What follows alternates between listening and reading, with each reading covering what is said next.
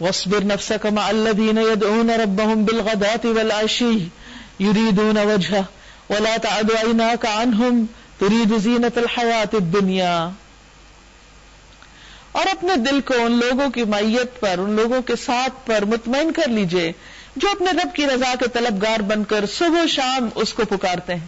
یعنی آپ ایسے لوگوں کی کمپنی اختیار کیجئے، حالانکہ آپ اللہ کے پیغمبر ہیں، لیکن کہا گیا کہ ایسے لوگوں پہ توجہ رکھیے جو اللہ کو یاد کرتے ہیں اور ان سے ہرگز نگاہ نہ پھیریے. کیا آپ دنیا کی زندگی کی زینت پسند کریں گے؟ کسی ایسے شخص کی اطاعت نہ کیجیے جس کے دل کو ہم نے اپنی یاد سے غافل کر لیا، یعنی غافلوں کے ساتھ مت بیٹھیے، اور جس نے اپنی خواہش نفس کی پیروی اختیار کر لی اور جس کا طریقہ کار افراط اور تفریط پر مبنی ہے، یعنی کہیں اعتدال نہیں، کبھی اس طرف لڑک گئے کبھی ادھر. صاف کہہ دیجئے یہ حق ہے تمہارے رب کی طرف سے، اب جس کا جی چاہے مان لے، جس کا جی چاہے انکار کر دے.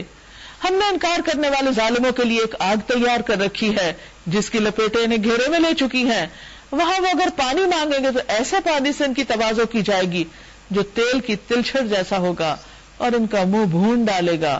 بدترین پینے کی چیز اور بہت بری آرام گاہ. رہے وہ لوگ جو مان لیں اور نیک عمل کرے تو یقیناً ہم نیکوکار لوگوں کا اجر ضائع نہیں کیا کرتے. ان کے لیے سدا بہار جنتیں ہیں جن کے نیچے نہریں بہ رہی ہوں گی، وہاں وہ سونے کے کنگنوں سے آراستہ کیے جائیں گے.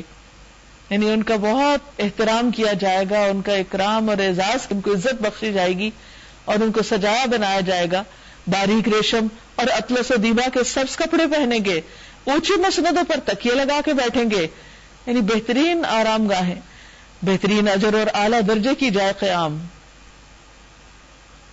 پھر ایک اور واقعہ بیان کیا گیا جس میں مال کے فتنے کو واضح کیا گیا.